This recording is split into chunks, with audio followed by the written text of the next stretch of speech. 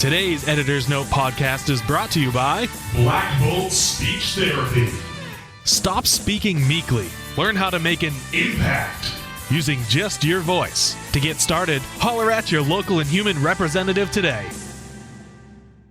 Welcome to the Editor's Note Comics Podcast, the only podcast coming from Central Maine's best comic book store by default. My name is Zach. With me is my co-host Jared. I have a question.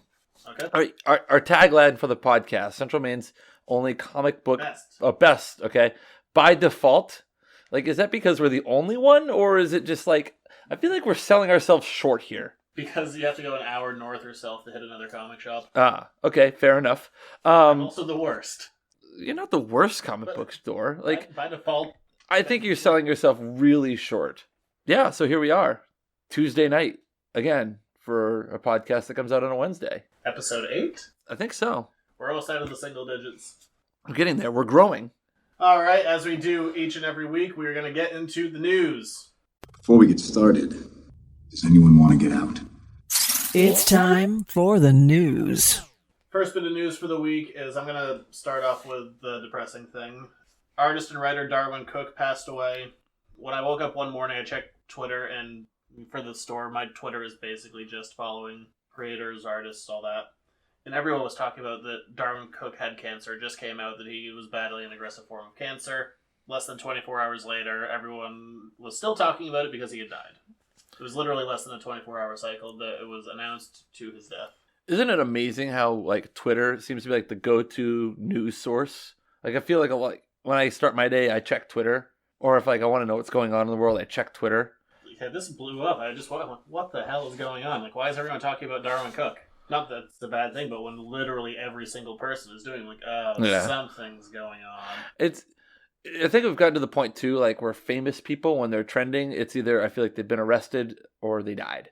Creators, unfortunately, the way that it is, people pass on a regular basis, but this was a rough one. This was one of the more unique visual artists out there. He had a style that was just his own. Definitely, I'd put him probably in the top 5 working artists that was still coming out with stuff today, and it was big. I mean, he was someone that goes back to our childhoods. He was, when we would have been introduced to him first, in probably both our cases, was he was the lead storyboard artist on the Batman animated series. Yep. His big thing, which we will, not this episode, but coming up soon, we'll read, is going to be The New Frontier, which he wrote and he did the art for. It's a book that tries to bridge the gap between the Golden Age and the Silver Age of comics with DC, and it's Eisner Award-winning, just a beautiful, beautiful book. Well worth a read, and it's going to be worth putting a good chunk of an episode into.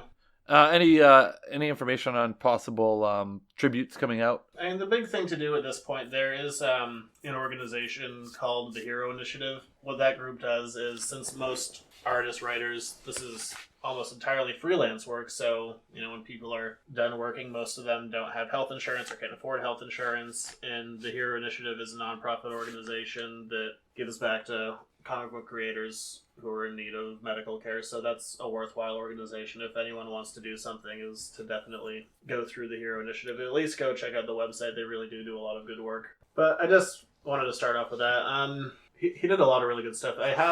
In the late 2000s, he took over doing The Spirit, which is really underrated and worth reading. Him and Ed Brubaker were the guy who kind of redesigned Catwoman. It is still the design that's being carried on today. But like I said, the biggie is really New Frontier. He also worked on the animated movie, which, if you haven't seen it, it's worth picking up. Nice. But just a real bummer, because, man, there's very few people. He was genius-level talented. Yeah, I mean, anytime that someone, like, who you have a passion for, or anything that you have a passion about, someone who's a critical contributor to that passes away, it really kind of, it hits home a little closer. Even though, you may never make that personal connection, like that person, like meeting them in person. But I mean, especially with like artists, like actors or musicians, you get that, they're letting you into an intimate side of themselves, and you can't help but feel a connection to them in some way, shape, or form, because you see them, they're so prominent. Or his instance, the artwork that he brought to life and the worlds he created, it definitely enhances a feeling of sadness and loss. So a definite bummer in the world of comics this week. One of the things I really liked is people started coming out of the woodwork, all these creators, and telling different stories about him. And I didn't realize how much of a surly bastard this guy was, and it made me like him more. That's your kind of guy. All these stories came out that were just that I just found so endearing in like these funny little ways. Like you said, Ed Brubaker, the guy who recreated or redesigned Catwoman with him. I guess Catwoman #1, there's only really one good place to sign, so depending on who got the issue first, they would just sign their name as large as possible in that one spot so the other one couldn't do it. Or people would come up to him and ask him to do a quick sketch of something, and he would try and personalize it if it seemed to be someone who, because you always get this at signings and whatnot, people who are just going to turn a piece online, and so he'd personalize it, give it back to people, be like, guess you can't sell that now on eBay, can you, asshole? You're a kind of guy, definitely. I got a kick out of just those stories, but he will be missed. It was, and man, only 53. Yeah, 53 is young. 53 is young. What other news? Any happy news? Yeah, the next thing I have, it's just a list. Actually, no, I have practically no positive news this week. Oh, man. Depressing. Not necessarily. You like the real news, man. That wasn't another bummer in a different way. Godzilla 2 got pushed back, which unfortunately means that the guy who directed the first one, Gareth Edwards, had to step out to go work on Star Wars. Yeah, well, I think Star Wars, again, I'm looking more forward to that than Godzilla. Yeah, we talked about it a little bit. His sense of perspective for what he's doing, what it looks like he's going to be doing in Rogue One, is something that he did a lot in Godzilla. So it's a bummer to lose him, but hopefully someone else creative will come on board. And you know what? Depending on who you are, this might be happy or sad news. It came out this week since it's TV renewal season. Ooh. And cancellation season. And depending on where you fall on this, Agent Carter has been canceled from ABC. It's not going to have a third season. And the Marvel's Agents of S.H.I.E.L.D. spin-off show, Marvel's Most Wanted, has not been picked up. Good. Yeah, let it be. Don't ruin a good thing with too much of it. There's, man, that show, I'm 6 episodes behind now. People keep on saying, oh, it got good again. It's a show that ebbs and flows so extremely. A 12-episode season, it'd probably be a really good show, but 22, that thing drags. I feel like I've got a lot of binge watching to do to keep up and get caught up. Bother. Okay. Go watch the Netflix shows. All right. Those are amazing. Agents of S.H.I.E.L.D. is so touch and go. And I have some people who come to the shop who swear by it. They love it. It's their favorite thing. And if it is, that's fine. It's whatever. But for me, and I feel trapped, like I have to. Like I've been watching all these movies for so long. And I've invested this much time in the show, it feels like a commitment. It shouldn't feel like a commitment. No. By the way, speaking of people who come into the shop, I understand I've been put on blast. We're going to discuss this later on in the podcast by our fans who have named themselves Edheads. Oh yeah, I forgot to mention that. Yeah, you've named yourselves now. You know you've made it when you have a group following and they self-gloss. Edheads. I like it. This is, if you want to contribute to the podcast, it's first come, first serve. We got named by one person. Yeah. Official. We have someone helping us with the audio. It's official. Somebody put me on blast, and I'm going to address this later on in the show. We'll get there when we get there, when we get to a new segment. So we don't forget. Yeah, what the hell is wrong with reheating pizza? Seriously. I like hot pizza. Don't get me wrong, I like cold pizza too, but I feel like cold pizza is like a, drunken college hangover kind of food. Yeah, someone came into the shop and said that Jared was criminal for reheating pizza. Okay, so first of all, I want to understand. Much more criminal things. Yeah, I have, but which I will now list. Let's not. But more importantly, what's criminal about reheating pizza? I don't understand this. The test of a good pizza is if you can eat it cold the next day. If it's still good, you got a good one. Yeah, well, absolutely. But I wanted warm pizza. I'm sorry. What's wrong with wanting that? And your microwave on point with reheating the pizza that night. I'm so glad I picked a microwave you enjoy. I guess, does that count as our first piece of irrational hate? Well, it's just towards you, so that's fine. I'm going to reheat all the damn pizza I want.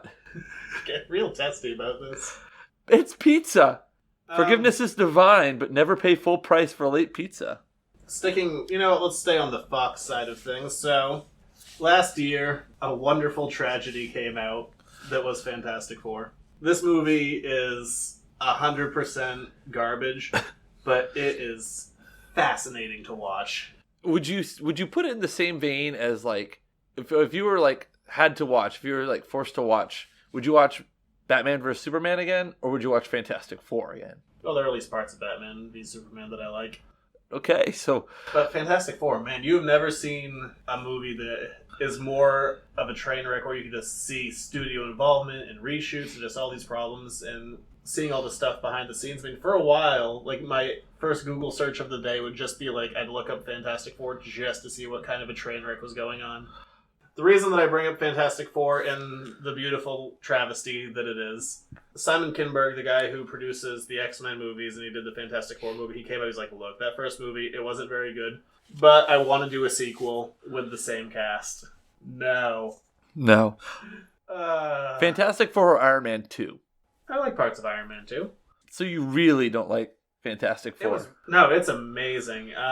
You have the girl, Kate Mara, who plays Sue Storm. You can see all the reshoots. Like in the trailer, you can see that her hair changed color. I just assumed there was a time jump. She'll literally walk through a door with one hair color and enter with another. It goes from kind of a strawberry blonde, like natural hair, to the like platinum blonde wig they threw her in.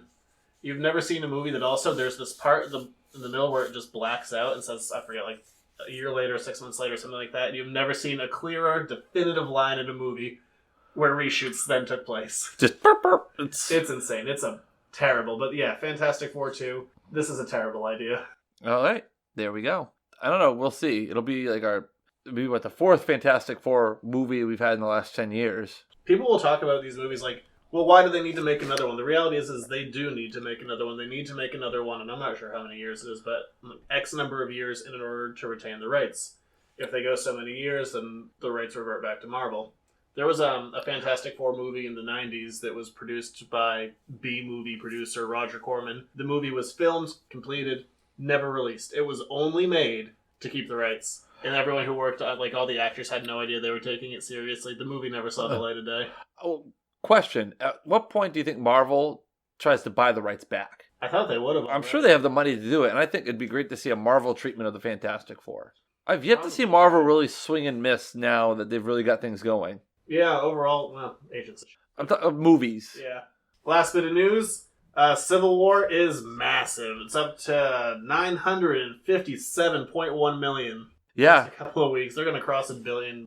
This weekend, probably. By the time this podcast is out? Maybe. Probably. I mean, they 2 weeks in a row on top of the box office. No question there. It's a movie that crushes. It's an absolute great movie. Yeah, it's a good sign for everything to come. Really, I mean, reading some more reviews, it kind of is Avengers 3, really. Minus Thor and the Hulk. No, I think it really is going to set the table nicely for Infinity War. Which, by the way, you'll be happy. I did some research. I was just, browsing YouTube the other night, and I came across this channel, which I'm going to watch a little bit more. I think it's like Variant Comics or Variant Comics, I think. And the guy was like talking about. I know that. Yeah, the guy does good stuff. I didn't know that Cap had his shield busted.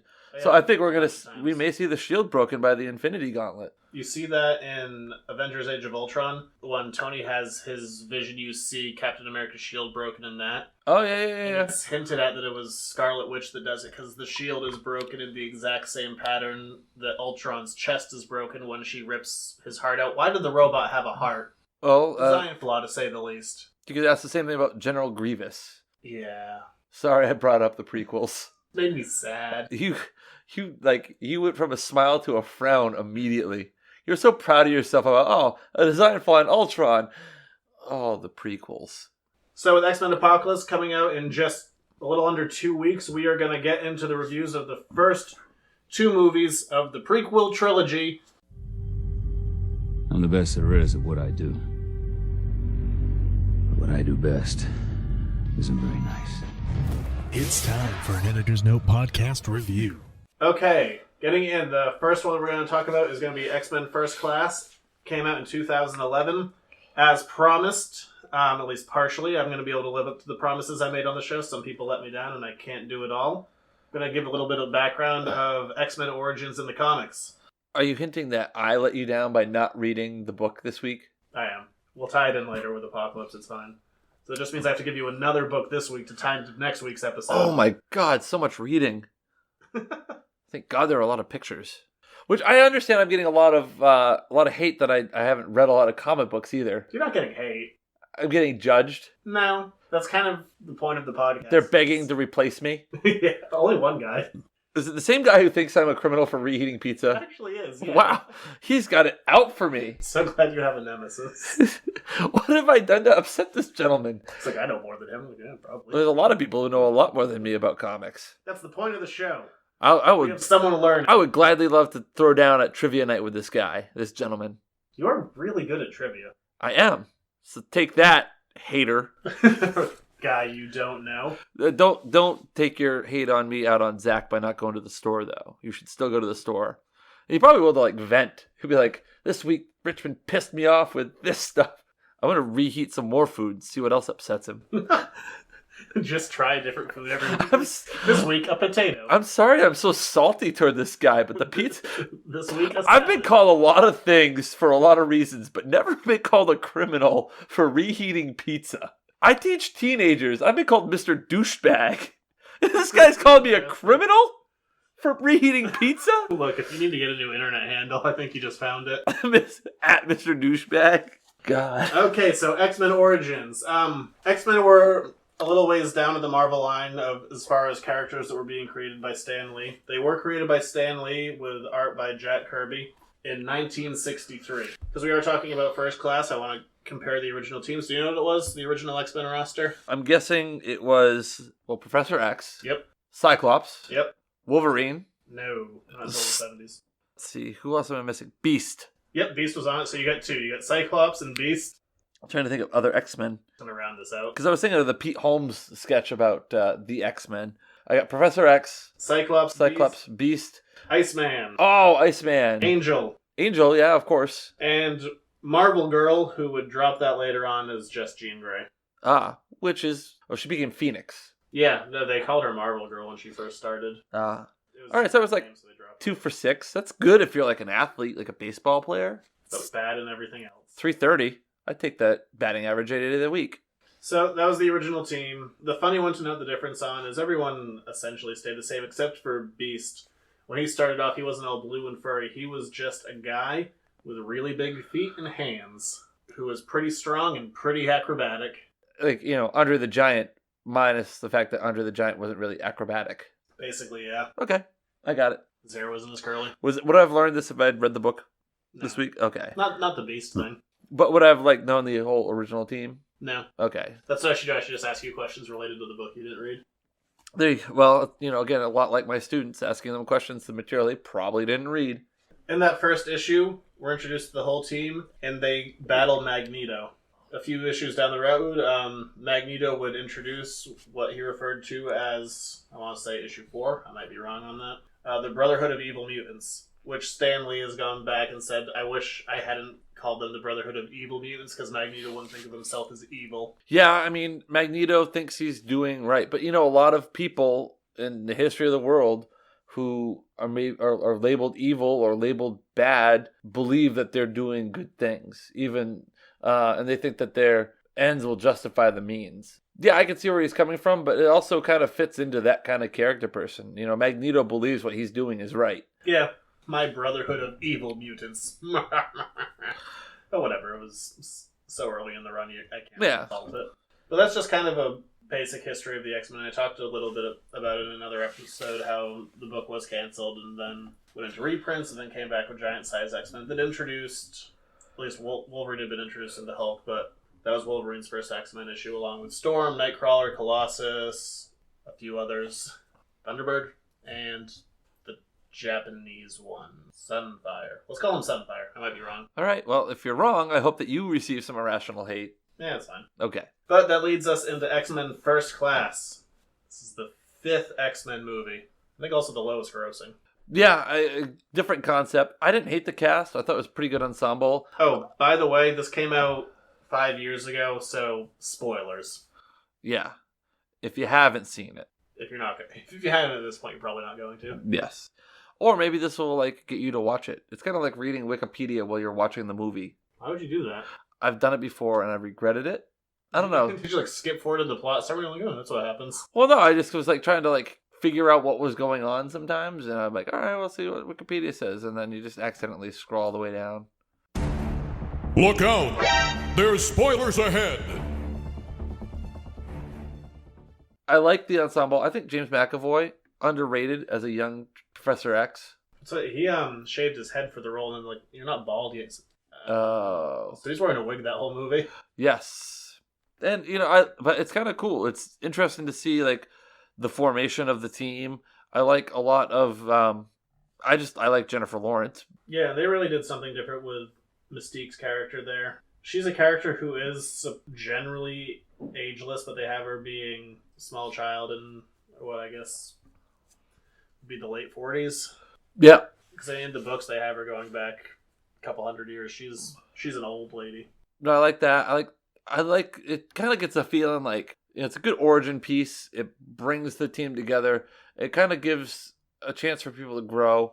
But I thought there was more growth in character development in Days of Futures Past. I mean, when this movie came out, the X-Men movie series was kind of dead. They were 50% at that point. I didn't like the third X-Men movie. No, there was that, and then a couple of years pass, and you get X-Men Origins Wolverine. I really didn't like X2 was okay, but I really liked the first X-Men was good. The second one was like, but the third one was, I did not like the third one. The second one wasn't bad. I thought my feeling is like the X-Men movies in general. At the time, that was the standard. This is the best one. But it's funny how things have changed as far as what it's expected of comic book movies. But I just feel like the X-Men movie series really revolves around Wolverine. Yes, it does. I mean, this X2 was a lot about how Wolverine got the adamantium skeleton, and it also feels like there's also this overbearing, the overwhelming arc is like Wolverine, and we need to contain and control mutants. Yeah, well, the idea of Wolverine. So Wolverine has that X-Men Origins movie, that work print leak, so a ton of people see it ahead of time. Everyone hates it. Like, no, it's going to be a good movie, and then it comes out, and everyone still hated it. They're like, oh, it was a good movie. No, it did pretty terrible. At the time, there was a lot of rumors floating around that this was going to be a whole new series of movies. So that's why they titled it X-Men Origins Wolverine, because the next movie that was coming up was going to be X-Men Origins Magneto. But with the failure of that movie, that Magneto solo movie kind of got melded into this, which is why we get that beginning with him doing the World War II stuff. That you have the juxtaposition over with the stuff with Xavier to see the difference of their upbringing. Mm-hmm. Another thing is Hugh Jackman is in every single X. Yep. So again, it further reinforces. I think because Wolverine's such a known character. I mean, this movie does a good job of standing on its own 2 feet without him for the most part. Yeah, I mean, he's got the cameo, and that's really it. Yeah. Which I thought was hilarious. Yeah, and it was a nice surprise. It was a nice surprise. It's probably one of the funniest parts of the movie for me. And I love how they come back and tie it in Days of Future Past. Yeah. You notice this movie kills the black guy in the middle? Oh, yeah, I wasn't going to go there, but... That's weird, right? I mean, it's more weird that you, bring it up. I feel like we killed one person. We just killed the black guy in the middle in the movie that takes place in the 60s. See, that's something... a weird choice you made. That's something, you would pick up on. I really was like, oh, he's dead. That sucks. I didn't, look at it from that. Maybe because I'm ignorant. Maybe because I don't really look at things that way. That was a weird choice you guys made. Yes. Maybe something different. Just a thought. Well, too late now. I enjoy a period piece, and I like that this takes place in the 60s when the X-Men were supposed to originally be from. Boy, does this... I've said it before, and I'll say it again many times, but man, these movies do not care about their own continuity. No, they bounce around more than anything else. I like the Cuban Missile Crisis connection. Yes. I thought that was it kind of gave some real world application to it, so it kind of tied a lot more into it. And I like that. I like that about some of these movies. The X-Men movies seem to do a pretty good job of it too, especially in Days of Future Past. You have the Paris Peace Accords and in the Vietnam War. So it kind of gives it a real world feel. I like how it gives us more background into why Charles is in a wheelchair.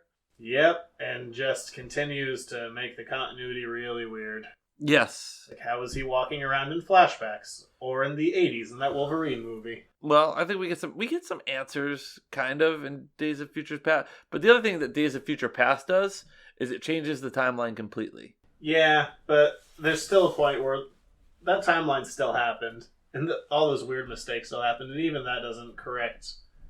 Just because it erases the stuff that doesn't make sense, it didn't erase all of it, which... Whatever. All right. These movies are a mess. But overall, this was a really strong outing that not a lot of people saw. No. Well enough, to warrant a sequel, and Fox needs to keep making these movies. But it was something that really it breathed life back into the franchise, and I'd say at the time it was the best of the X-Men movies. And how many fifth movies will do that? With a chance to kind of revive the series. Yeah. Well, we just had a 7th back in December revive the series. Either way, X-Men First Class, solid movie. I say go back in time and see it in theaters. Absolutely. X-Men First Class happens, relative hit. We get a couple of years off, then we get the Wolverine in 2013. Really strong movie. Hashtag Wolverine hand vein. So going up after the Wolverine happens, less than a year later, we get X-Men Days of Future Past. Now, this is coming off of a comic book series from 1981. It was written by Chris Claremont and art by John Byrne. These were the guys who, if you like the X-Men at all, these are the guys who really set up the X-Men to what they're known for today in all the major storylines. And this was one of the major X-Men storylines, too. Well, what's funny about this is today, every single comic book art, or I shouldn't say every, but 95% of what you're going to read, you have to read at least 5 or 6 issues just so it can get collected in a trade later on. Everything is written for trades. This, Days of Future Past, this was 2 issues. This is issues number 141 and 142. That's it. No fluff, no nothing. They told the story, they got out because they didn't have to write for trades back then, which I think is really interesting. Just to see these guys just going along at their own pace, making up stories, and sometimes writing for trades, it hurts a story. You need to fill that space and kill that time just to make it so you can have it collected later on. There's some pretty big differences in this story versus the other one. The big difference is that Kitty Pryde is sent back in time. So in the dystopian future of 2013... We survived it. Thank God. Kitty Pryde is sent back to her younger body in the 80s. They couldn't do this as seamlessly with these X-Men movies because Wolverine is the only one who's ageless, and he's also the most bankable. But you get some kind of cool stuff in there where things are changed around, where you see the X-Men team. Probably my favorite one is that you have Magneto leading the X-Men, but he's been crippled, so now he's in a wheelchair. And then the Sentinels just kill everybody, and it's a good time. Yeah, I like how the Sentinels carry over. The Sentinels are badass. And it kind of creates that paradox. The mutants create, the Sentinels are created out of a perceived necessity because of the mutants. But now the mutants are trying to go back in time to kill the Sentinels. So it's kind of like chicken and egg kind of stuff. I guess that'll put us... That's your comic history for Days of Future Past. It's definitely worth reading. It's a solid 2 issues. It is one of the more popular X-Men storylines and one of the most famous X-Men covers of all time. I like how you just weaved in the recommended reading into the middle of the show. You know what? I didn't actually come up with... I'll think of something at the end. You know what? No, I definitely have some X-Men books to read. I'll throw out some reading recommendations. All right. You're right. I didn't actually prep that part of the show, but yeah. I'm here for you. If nothing else. Sure, I forgot that part of the show. Me and my reheated pizza. Question. What do you got? Okay, so if you have a frozen pizza and you cook it, are you technically reheating a pizza? Because it was cooked at some point, wasn't it? Maybe not. Not all of it. Yeah, but you're I don't know. Philosophical question. I digress. They've only preheated the crust. All that. They didn't preheat that cheese. Okay. Just one piece. You're bringing it all together. All right. Working on it. Trying to, come to a conclusion in my own mind. So, Days of Future Past comes out in 2014, and we're going to be talking, not that there's a huge difference, but we'll be talking about the Rogue Cut. Yes, the Rogue Cut. Stupid name. Has Rogue in it. Yeah, that was... Spoiler! The movie ended up getting edited down for theatrical release to cut out Anna Paquin, and then they said, oh, yeah, we'll release a cut later on that has her in it, so I saw this movie in theaters, and then I didn't watch it for a really, really long time, because they never set a date for the Rogue Cut. I'm not going to spend any money on... Until you get the maximum cut. Yeah. So I had to wait that out for a while, but it happened. We got it. No, it has totally different special features. I'm like, cool, don't care. I'm not going to buy this movie. Yeah. Go see it in theaters and then buy it 2 additional times. You're not worth that to me, X-Men. I love the opening battle. It shows how badass the Sentinels are, and you kind of get a look at some of... Yeah, it's nice seeing that cast again, too. It's nice seeing that cast. I love the mixing of the casts, too. So you have some of the original X-Men cast. Of course, you have the First Class cast. I just love Patrick Stewart and Ian McKellen. Here's what's weird about the cast for me. One of the major complaints about all the X-Men movies is underusing characters. This movie underuses them probably worse than any other one. There's characters who don't have more than one, and they had this before, like maybe one line of dialogue or one word of dialogue. Criminally underused characters. And then the first class cast. Yes. There you go. They kill most of them off screen, like, oh yeah, by the way, they're all dead. Yeah. Yeah, I mean, you think about everyone who was there is gone. Xavier's in the mansion, run down. Real interesting look at, like, back in time. You kind of have the X-Men that we know with Patrick Stewart playing Professor X. Yeah, how good is it to have him back in that movie? Oh, God, he brings something to that role. Okay, here's my question for you. All right. Because I know the half-assed answer here. I'm gonna strive to give you a 3/4-assed answer now. I know it's half-assed on their part. Boy, is it nonsensical and doesn't even fully make sense. How is he back? Because in X-Men 3, he blows up. Well, he doesn't blow up; he just disintegrates. But remember the end credit scene where he's there with Magneto in the airport, and they talk to Logan.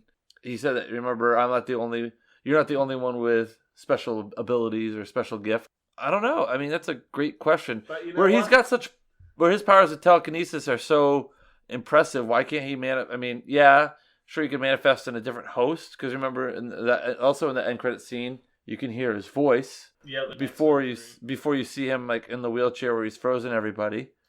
Oh, was that in Wolverine? That was X-Men 3. X-Men 3. So you don't have an answer. It's the short version. I don't think anyone has an answer. Voice who showed up. Only through watching... But how badass is his floating chair? It's good stuff. But only through watching special features on a movie that came out 10 years ago. So that end credit scene happens. Earlier in the movie, he's talking about how should you move your like, I could move my consciousness around. But only through watching special features on the X-Men 3 DVD. Do you know that that's supposed to be his stillborn, brain-dead twin brother, who he transfers his consciousness into, and then is also magically paralyzed from the waist down? What the hell? Suspension of disbelief shattered. Oh, God, that's not good. That's not good storytelling. You know what else I'm okay with, though? I'm okay with it from the standpoint of, well, the future changed. The timeline changed. Not to them. That crap all happened. Well, it's going to change. So, I don't know. You had to have Patrick Stewart in the movie. You had to have that scene between so weak. The two Xaviers. Which, by the way, how powerful was that scene? Probably one of my favorite scenes of that movie is the two of them together doing their thing. And it gives such great insight to young Xavier. How broken he is. Oh, he is a man. Did you think, like I thought the first time I saw it, when he's got the armband, that he's shooting up heroin, but it was really the serum? I didn't know what it was, I guess. Oh. I think I probably also knew going into the movie what it was. Yeah, probably. God, I love Hugh Jackman as Wolverine when he's allowed to play the role and be that. I love, again, he's the center point of the movie, but he's so strong and he can help drive the story as an actor. Yeah, I mean, him being there is because they're like, oh, we fixed all of the continuity problems. I mean, it's real nitpicky, but you know what? No, I'm not going to bother getting into it. He shouldn't be where he is. It's dumb, but the Wolverine Origins movie is dumb too, so whatever. It really doesn't matter because I've given up with these movies trying to make sense. JFK. Yeah. That's really cool. Yeah, with the idea of JFK being a mutant. Yes. And that's how you get the curved bullet. Yes. I think that's clever writing. That's like knowing history. And that kind of to me also had like some of that Men in Black feel to it. Like Men in Black 3. When Will Smith goes back in time. So you get some of that. I love, again, we talked about it earlier with the X-Men movies, how they incorporate, like the newer X-Men movies, incorporate some history, some real stuff into it. I love that, he was a mutant, I was trying to save him. But then later in the movie, he's just sending a bullet after Mystique, not even seeing the bullet. He does that, he threads that like a needle when it's out of... So powerful. So powerful. Days of Future Past, great movie. I think watching everyone die, tells a good story. Yeah. Tells a good story, and I love that, hanging on to the very end. It's very interesting to see how everything plays through. Really interested to see how things carry on into Apocalypse and how much has the timeline changed, because obviously the timeline's changed to the point where Cyclops and Jean are alive again. Well, that's kind of a bummer. We know that everything There's no real threat in Apocalypse because we know everyone lives happily ever after. And there's nothing wrong, like, but the other thing that you have too is, like, Nope, they're fine. It negates Alkali Lake and everything that happened at Alkali Lake. Is Stryker still alive? Yeah, he's in this next movie. Well, he's going to be in this movie because it's in the past, but you're looking forward, like Stryker who died at Alkali Lake. How much of that changed everything else? Was there still the fight in New York? What happened to Magneto? It just opens up so many questions. I don't like Cyclopses. Those are dumb glasses, right? Yes. They're really negated. It's like, he's alive. Oh, that's a dumb look. I love how, like, Logan's, like, happy to see him and it, like, surprises him. Like, Scott's like, I have no idea what to do. The Wolverine, the 2013, is probably my favorite outings for all these, but then after that is probably this one.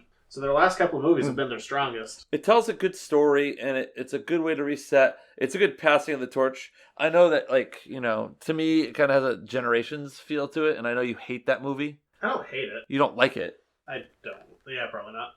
I want to check Rotten Tomatoes, because earlier this week, X-Men Apocalypse was doing pretty poor. They were in the rotten category, but they were close. They could have come up. Do you like James McAvoy as Professor X?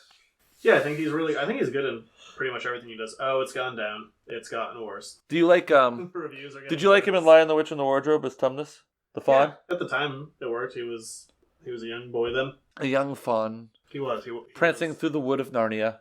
If he did it now, it'd be like, who's that old man as a goat?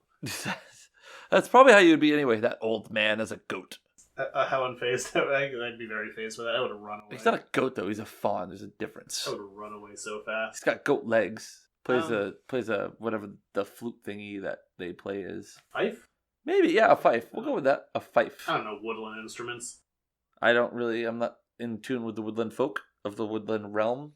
What do you think about that added stuff with Rogue? So for those who haven't seen it, what ends up happening is do you want to explain it? Okay, so Talk less? all right, more of me, less of you. Basically, Wolverine's consciousness gets sent back in time because Kitty Pryde was sending back That fun new power she picked up where she can time travel brains. She gets time travel brains to help avoid Sentinel attacks. So, like, if a Sentinel attack happened, she would send someone's consciousness back before the Sentinel attack to warn them they could get out of there in time. And so the thought was if we could send somebody back 50 years, that would help. Well, they know that part. What's up with the Rogue stuff? So Kitty Pryde is taking a beating here on this use of her powers, like to the point where she's like going to die. They were discussing how are they going to make it happen. And I thought because Wolverine has a little freak out and stabs her. Yeah, that also doesn't help. Bleeding out is... But, you know, like with the Rogue cut, you kind of like, well, is Charles going to take over and use his power? But it ends up being, Bobby's like, oh, I know a mutant who could help us. And they're like, well, we can't get to her. They have her locked up in Cerebro in the mansion. It's Rogue. But doesn't Rogue take the serum to lose her powers? Yeah, apparently that wasn't very effective. Apparently not. So they go and they get Rogue. Bobby sacrifices himself to get Rogue, and Rogue steals, which I didn't think she could steal the power for that long, because in the time that she's taken someone else's power, it's been brief, or she kills them. So she's able to take Kitty Pryde's power for some duration of time, and Kitty Pryde doesn't die in the brief moment that Rogue takes her power. That was kind of like, to me, given the continuity of it. But so Rogue ends up keeping the connection with Logan, and Logan knows that it's Rogue, and so there's that little piece right there. Yeah, and some stuff was different, like you said. Bobby ends up dying at a different point in the movie than he does in the theatrical cut. Yeah. I mean, really, if you're talking about, which one should I watch? They're not that different. It's fine. Whichever one you want to watch. Yeah. I thought it was a nice little addition. It kind of brings... I mean, I like it. So you get everybody from the original casting back in there. I like the ending. It'll be interesting to see. Again, how is Professor X able to have that school, which everyone knows he's a mutant at that point, after Magneto drops a baseball stadium around the White House? Tax breaks. Being rich. Probably, or he just like Jedi mind tricked everybody. Or that. I give this movie, I guess because the Rogue cut's on Blu-ray, see that Blu-ray cut on a big TV. See it in theaters. The Rogue cut doesn't really change a whole lot of the story. It's nice nostalgia. But I'd say see it in theaters. If you really want to see the Rogue cut, get a HD projector and put it up on a screen. Well, at this point in the show, I was going to go into Jared's reading corner, but I can't because he neglected to read what I gave him. Bad kid. Didn't do my homework. So if you could send him at least 5 angry tweets. I'd appreciate it. Oh, boy. Each. At Junior Rich. But we do have a question this week. Yep, we have our very first listener question. Oh, What bring should it we call on. this? Should we call it? I was thinking. Mailbag. That's what. The editor's mailbag. Or we call it Letters to the editor. editor's notes. Editor's It's notes. so bad. I guess, yeah, letters to the editors. I like that one. There we go. Letters to the editors. There we go. We need a theme. Yeah, working on it. Passive aggressive. That's what we're calling it. Official. I don't know if we should use these people's names or give them made up names. I'll just say from, initials. How many questions do we have? Just the one. Okay. I prefer to reheat my pizza for about a minute and a half and rotate it, and then another 30 seconds. The thing rotates by itself. Well, no, like flipping it, moving on the plate, it's just a thing. Because like the center doesn't move anywhere, I just adjust it. All right. Our very first question. I have a question for you guys. No way! Who do you think is the worst adapted character in the X-Men movie series? Not the worst character, because who could that be other than Dazzler? But who do you think was adapted worse from the comics? I'm thinking maybe Juggernaut, but would enjoy hearing your thoughts. 2 exclamation points. Okay. What do you think? Juggernaut's a pretty good choice, because his whole thing, Juggernaut is the stepbrother of Xavier. They don't get into that in the movies at all. Mm-hmm. And he's also not a mutant. He is powered by your favorite buzzword, the Sidorak. Oh, the Crimson Bands of the Sidorak. Hell yeah! But he's not actually a mutant, which he's powered by magic. So let's go with X-Men 3. First of all, it's Vinnie Jones in this weird muscle suit that looks really fake and rubbery. Mm-hmm. And then there's I don't even want to call it a viral video. There was a video of moderate popularity where someone just recut a bunch of X-Men scenes where he just runs around saying, "I'm the Juggernaut, bitch." That got included in the movie.